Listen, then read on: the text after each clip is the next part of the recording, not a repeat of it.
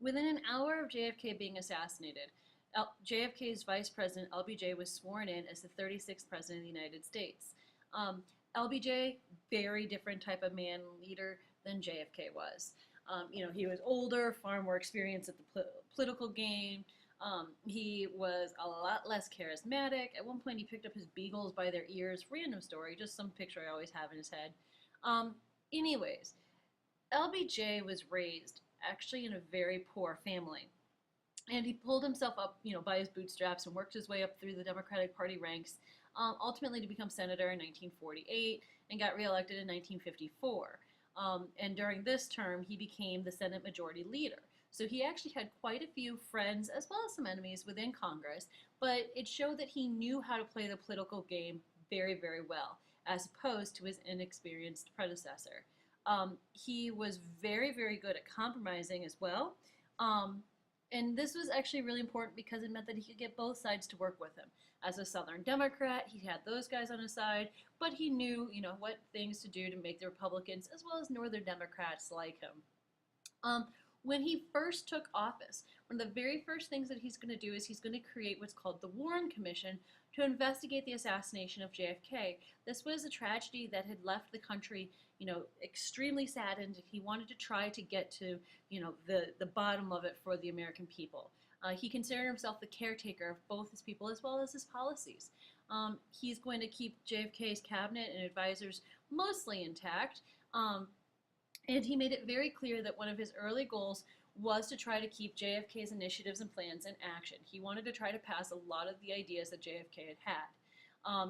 For example, right away, he's going to be able to pass that tax cut that Kennedy was unable to pass.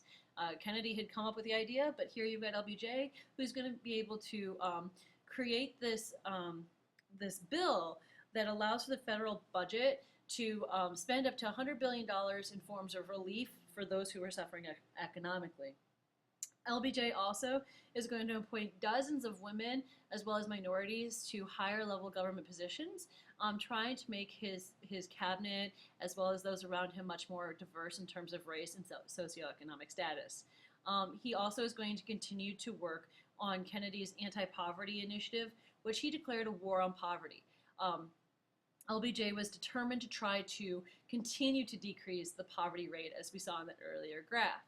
And one of the ways that he does this is by creating the Office of Economic Opportunity, or the OEO. He uses $1 billion that he sets aside to create a whole bunch of different anti-poverty programs. Stuff like Job Corps that goes out and teaches people job skills, like how to write a resume, how to type, how to file, these types of clerical type of positions. That way, anybody between the ages of 16 and 21 could get the basic job training that they otherwise had been lacking.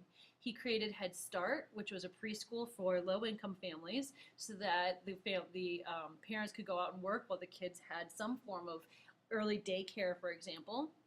He also created VISTA, which stands for Volunteers in Service to America, which is similar to JFK's Peace Corps that went overseas and helped impoverished area.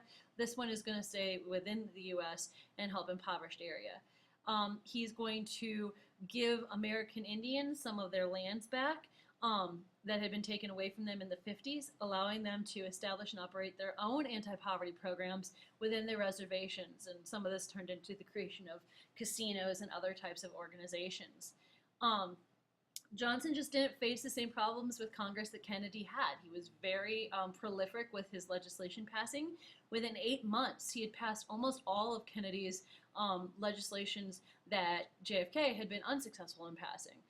And so once he had really carried through JFK's legacy and passed all those different pieces of legislation, LBJ is going to then start working on his own program, which he called the Great Society. And his goal was to make American people, his quote, more concerned with the quality of their goals than with the quantity of their goods. Make people just look for better, not look for more. And so by 1964, he's going to start campaigning, and he's actually pretty popular. He's going to select as his running mate Vice President Hubert Humphrey. The Republicans are going to choose Senator Barry Goldwater, whose running mate was William Miller. Goldwater was way too extreme to go against Johnson. Johnson was really good at trying to get people from all the different walks of life to vote for him. Goldwater was extremely conservative. Um, and so it's going to be really easy victory for Johnson. Johnson's also going to play on the fear that people had that Goldwater was just going to bomb everything and use a lot of military force. And Johnson uses this campaign advertisement that comes out only once, and it was enough to scare people. And there's the URL for it if you want to watch. It's actually pretty interesting. So here you can see the map of how well Johnson won. It was an electoral landslide, 486 electoral votes to Goldwater's mere 52. So it wasn't even close. LBJ won really easily. After his inauguration, so LBJ is now president in and of his own right. He's going to begin working towards those Great Society programs. Some of the things that he's going to do. He's going to have Medicare created, which offers national health insurance to retirees. He's going to have Medicaid created, which is health care for those who can't afford it otherwise. Again, this one, Medicaid, had been proposed by Truman, but it hadn't been passed under Truman's presidency. So symbolically, LBJ invites Truman to come to the signing of the Medicaid legislation. So Medicare is for retirees. That's why you put the R's together, retiree, Medicare. Medicaid is for the impoverished. And this here shows the increase in terms of government spending on these types of social welfare programs. Johnson then is going to pass the Elementary and Secondary Education Acts of 1965, and these are going to provide billions of dollars to schools in economically struggling neighborhoods in order to try to improve both the infrastructure as well as the quality of education. He also passed the Omnibus Housing Act in 65, which is going to be an enlargement of the urban renewal programs that Eisenhower had created. Again, this is like creating the projects in the neighborhoods to try to create housing. And to oversee that, he creates the Department of Housing and Urban Development, HUD as we call it. And their whole job was to oversee federal housing programs to make sure that they were up to code and they were of decent standard. And the head of this was Robert C. Weaver, so he was the first black member of a presidential cabinet. So that's pretty significant. Also, again, showing that LBJ was concerned with race issues. He's going to support the National Endowment for the Arts, the National Endowments for the Humanities. He's going to create a whole bunch of scholarships for people who are going to major in arts in colleges because he's promoting art as a cultural tool. He creates the Corporation for Public Broadcasting, which we call PBS, and this was supposed to be a TV channel that was dedicated to showing educational programs. He saw television as a tool to, try to help those who needed, to broaden their education. And you can see there's an activity I would like you to do at the bottom that we're going to do in class. So please prepare this on a sheet of paper and be ready to go with it tomorrow. And you might want to hit pause at this time.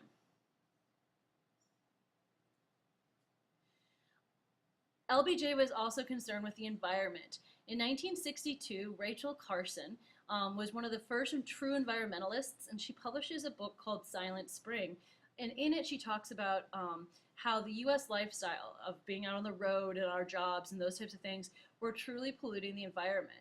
Kennedy had read it, and he thought that there was problems with the environment, that she was pretty accurate in her studies. And so he had created a panel to research the science behind Silent Spring.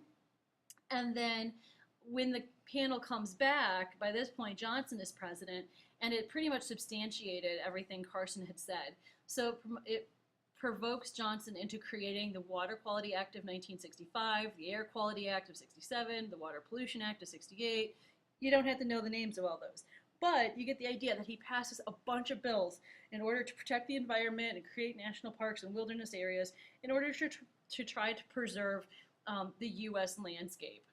In terms of the Supreme Court, it was very, very active during this time period. In 1954, obviously under Eisenhower, we had the Brown v. Board of Education Act from the Supreme Court that desegregated the schools. During Kennedy into LBJ, the Supreme Court's going to pass several different other pieces of legislation. Other pieces of findings. You have Baker v. Carr in 62. where the Supreme Court declared that the electoral districts had to have approximately the same number of voters. So gerrymandering, for example, was bad. In Gideon versus Wainwright, the Supreme Court declared that states had to provide lawyers at public expense. So the whole, like, if you can't afford a lawyer, one will be provided for you. That was established in Gideon. In Escobedo v. Illinois in '64, the Supreme Court established that accused people had the right to have a lawyer present during police investigations. So if a police is going to interrogate you, you have the right to have your lawyer present. And then probably the most famous is Miranda v. Arizona, where when you're arrested, you have the right to have your rights read to you. You have the right to remain silent. Anything else you say can and will be used against you in the court of law. That whole thing, that came from Miranda in '66. All of these are seen as ways of making sure the criminal justice system didn't violate individual rights. So you can see that the Supreme Court during the era of Kennedy and Johnson were just as progressive as the two presidents. In terms of foreign policy, Johnson, he didn't favor foreign policy. He preferred his domestic policy, but he couldn't avoid the Cold War altogether. In terms of his foreign policy, one area that sparked his interest was the Dominican Republic. There was a civil war that was going on. The Dominican Republic is relatively close in the Caribbean. And so what's going to happen is Johnson's going to send 22,000 Marines over to the Dominican Republic to try to help them to fight against the communist revolution that was going on within the country.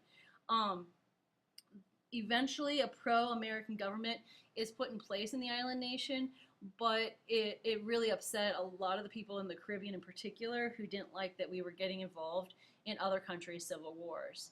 Speaking of, the biggest civil war that we got involved with during Johnson was Vietnam. Technically, we actually had become involved with Vietnam during Eisenhower. We had started sending what we called advisors over.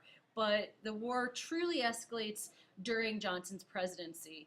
And in the whole Vietnam, we're going to do a whole unit on it. But, it's basically there's this communist named Ho Chi Minh who was in charge of the North.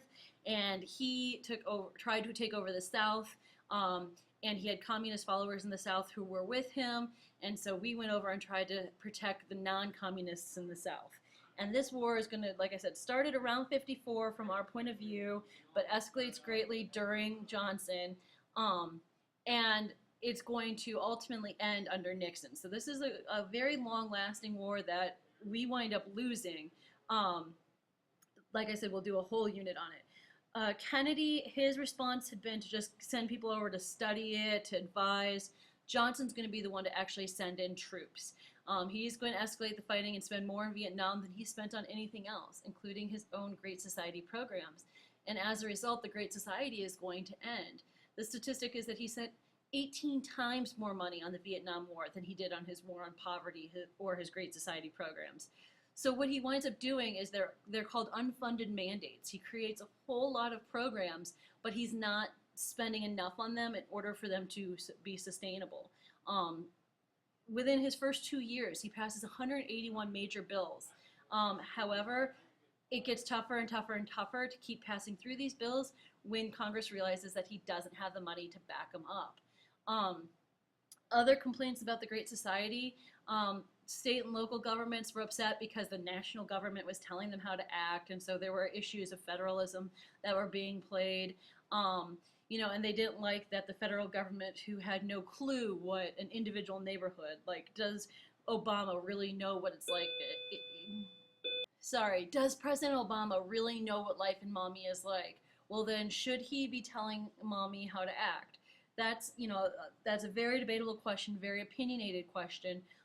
But in terms of what was happening in the '60s, a lot of the states said, no, the national government should be telling us this.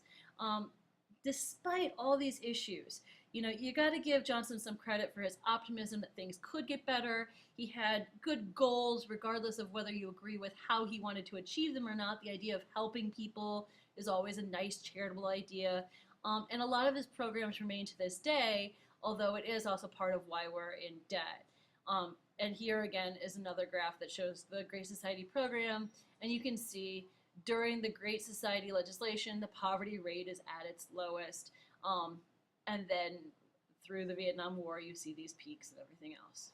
So ultimately, an era of hope that is marred with the tragedy of Kennedy's assassination and the horror of the Vietnam War.